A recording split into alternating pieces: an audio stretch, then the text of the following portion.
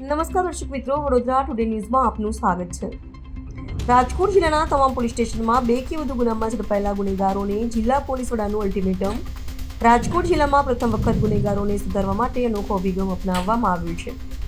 Gondal SRP ground ખાતે જિલ્લા police વડા વિજયસિંહ ગુજરે ગુનેગારોને સંબોધીને સુધરી જવા ચેતવણી આપી। દારૂ, જુગાર, ચોરી, લૂંટ જેવા અનેક ગુનામાં 2 કે વધુ વખત ઝડપાયેલા 800 કરતાં વધુ ગુનેગારોમાંથી પ્રથમ 400 જેટલા ગુનેગારોને સંબોધન કર્યું।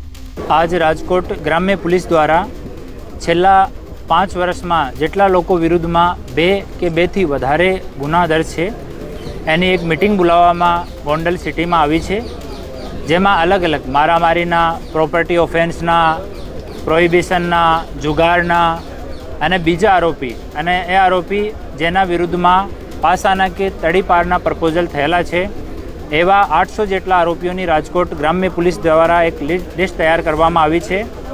800 જેટલા લોકોમાંથી આજ 400 જેટલા લોકો અહીંયા હાજર રહ્યા અને એને કાનૂન સંબંધી માહિતી અને સમજ કરવામાં આવી છે કે ગુનાખોરી અગર કન્ટિન્યુ રહેશે એના તરફથી તો પોલીસ દ્વારા કડક પગલાં લેવામાં આવશે અને ફર્ધર ઓર સ્ટ્રિક્ટ પગલાં લેવામાં આવશે।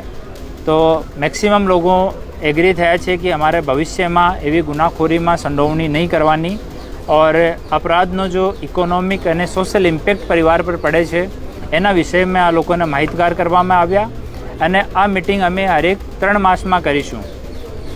माननीय एचएम सर और माननीय डीजी सर की हमें कंटिन्यू सूचना रहती है और माननीय आईजी सर है उनके रेगुलर निर्देशन में आ कार्यवाही थई है અને આગલા માસ પણ આ કાર્યવાહી થશે।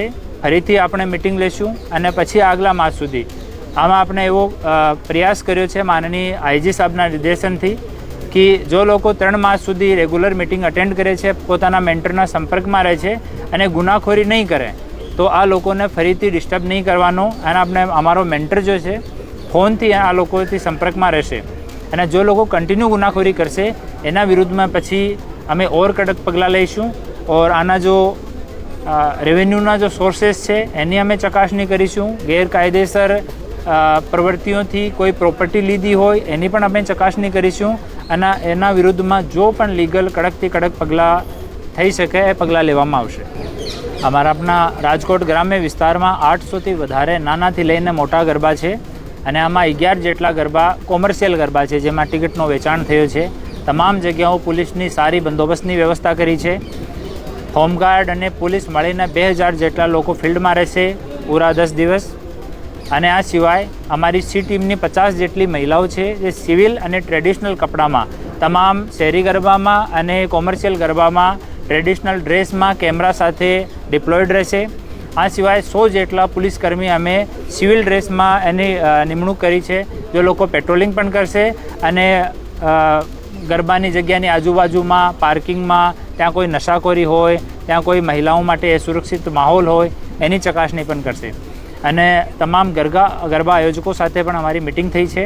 તમામ લોકો એકદમ કટિબદ્ધ છે કે મહિલાઓ અને આપણે સમાજની વ્યવસ્થા જો છે એના ધ્યાનમાં લીધે મહિલાઓની સુરક્ષાને ધ્યાનમાં લીધે તમામ વ્યવસ્થા કરવામાં આવી છે અને શાંતિથી, પ્રેમથી અને ખુશીથી નવરાત્રિનું આયોજન થાય એ માટે ગુજરાત ગ્રામ્ય પોલીસ કટિબદ્ધ છે। સરકારશ્રી તરફથી 12 વાગ્યા સુધીનો સમય આપવામાં આવ્યો છે। ગુજરાતના દરેક શહેર અને ગ્રામ્ય વિસ્તારના કોઈ પણ સમાચાર હોય અને જાહેરાત હોય તો અમારા વડોદરા ટુડે ન્યૂઝ ચેનલના વોટ્સએપ નંબરનો સંપર્ક કરવો।